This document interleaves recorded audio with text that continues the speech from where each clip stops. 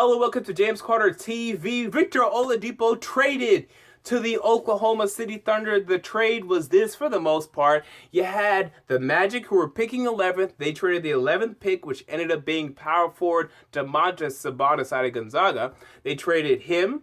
They traded Ersan Ilyasova, and they traded Victor Oladipo. And in return, the Magic received Serge Ibaka.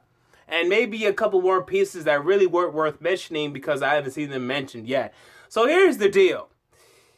Now, everyone loves the idea of Oladipo going to the Thunder, and I like it. I mean, Victor Oladipo's an above-average shooting guard in the NBA right now, a guy that's really developed his three-point shot, really athletic, can dunk it for days, and he's going to form a really good backcourt with Russell Westbrook. I agree with that sentiment. I also like Domantas Sabonis. He was ranked about 10th on my big board. I think he's going to be a decent starting power forward in the NBA, a good scorer, a good rebounder. So he and Steven Adams will be getting some rebounds together. I like that. Problems, though. Rim protection this year, it's going to be awful. Serge Ibaka was a huge rim protector for the Oklahoma City Thunder. Now he's out of the door. Big problems will come from that. You're going to face, even if Kevin Durant leaves, because this is a ploy to keep Kevin Durant, but I think he's out of there, guys. And I'm going to make a whole video on that probably tomorrow. I think Kevin Durant's gone. I think he's going to the Warriors or someone else. I think he's gone. Anyway, so even if Kevin Durant stays, though, you're talking about rim protectors like Domantas Sabonis, who averaged, I think, 0.9 blocks per game in college. Man, that's bad. I mean, for power forward, it's fine, but if you're expecting him to be a shot blocker, that's bad. Steven Adams, who averaged 1.1 blocks per game in limited minutes last year, I'll give you that, but he's not a good rim protector. And you're going to be in the playoffs, or you're going to be going against the San Antonio Spurs, who have Tony Parker, who just drafted DeJounte Murray, if he ever plays for them. They also have Kawhi Leonard and LaMarcus Aldridge and Tim Duncan, and these guys make almost all of their points in the freaking paint. And now you have nothing in there. So, you know, is it a net positive?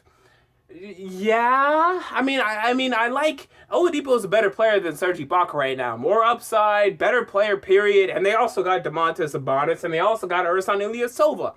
So they definitely won the trade, but I think it hurts them, man. And in terms of their chances of winning a championship, I think it may actually hurt more than help. So I don't love it. And from the Magic perspective, I hate it.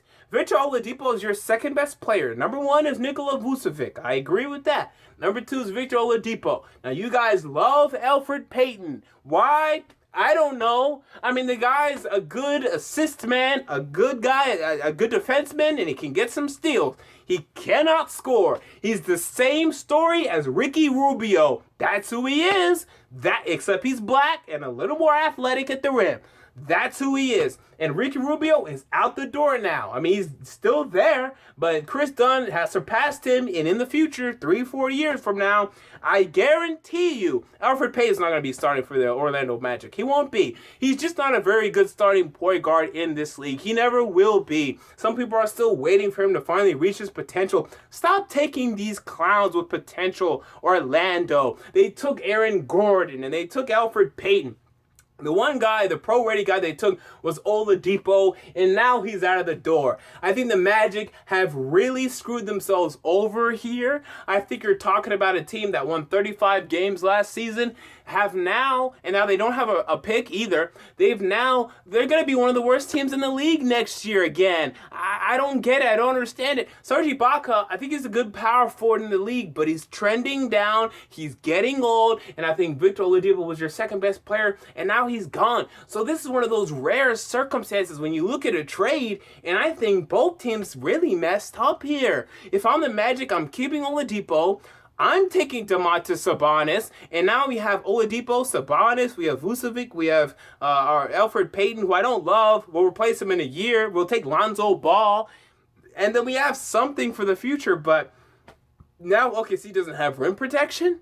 And now the Magic don't have good players at the shooting guard position. I mean, who's going to start a shooting guard next year? Oh, Mario Hezonja, who really didn't show much of anything last year, put up a whopping PER of 9.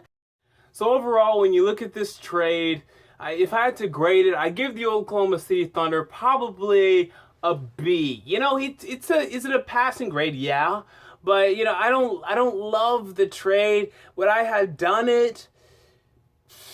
I mean, I probably wouldn't have done it. I would see if I could get something better, but it's not horrible. It's probably a net positive. I don't think they're gonna get farther. I think it's a little risky. I don't think they're gonna get farther because of this move. Like some people are already pegging them to win the NBA championship. Not me. Forget about that. And for the Magic, I hate it. I think they're gonna be bad next year. Unless if Mario Hezonja can go from whatever he averaged 6 to 9 points to 18, then maybe we could have a conversation. But I really think the Magic just parted with their second best player and their second best building block for the future, and that's really a shame. Until next time, James Carter TV, and I'm out.